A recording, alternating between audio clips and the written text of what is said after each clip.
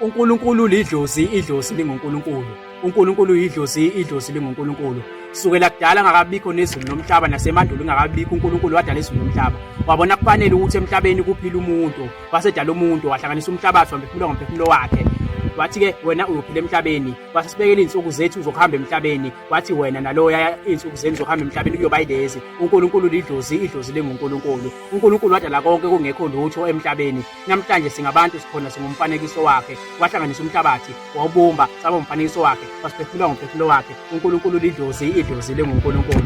Emhlabeni thina mase sihambile sawela kweliphesheya, bathi hayi amadlozi thina siwakhonzi, uNkulunkulu asimkhonzi. Sengicela ukuntshena-ke uNkulunkulu lidlozi, idlozi linguNkulunkulu. Ngokuba laba bantu babiza ngamadlozi nithi nibakhonzi babengabantu ngaphambilini bephila nasemhlabeni okuyisidalo kaNkulunkulu. Base behambile bekolizayo sekushintshe phi manje sebabiza ngamadimoni. uNkulunkulu lidlozi, idlozi linguNkulunkulu. Mase bengale sithisa impepho emsamo nicela intanta, ngicela ukunazisa-ke ukuthi laba bantu mase bengale komhlaba basuke bexhumene nomdala uzulu nomhlaba okuyena owabadala wabaletha lapha emhlabeni. uNkulunkulu lidlozi, idlozi linguNkulunkulu. uNkulunkulu wahlanganisa umhlabathi, wawubumba, waba ubumba, wawuhlanganisa waba umfanekiso wakhe, wase uphefumula ngomphefumulo wakhe, wase uphilisa emhlabeni waba umuntu emhlabeni, lona wadalwa nguye. uNkulunkulu lidlozi, idlozi linguNkulunkulu. Thina-ke emakholwa-ke sinokugxeka amadlozi, abakholelwa emadlozini sithi hayibo amadimoni. Ngicela ukunazisa-ke ukuthi akuwona amadimoni, ngoba lo muntu lona umuntu ophila naye emhlabeni. Umuntu wakini usho kanjani-ke namhlanje ukuthi idimoni ngoba esengekho emhlabeni? uNkulunkulu lidlozi, idlozi linguNkulunkulu.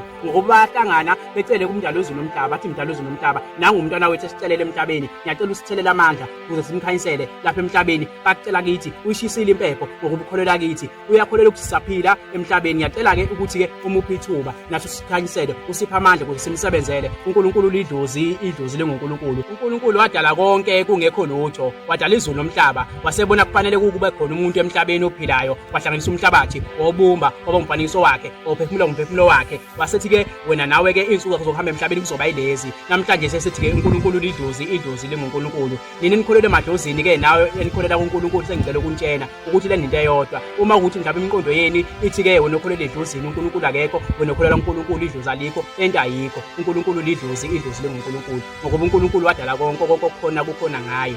Ngibonge.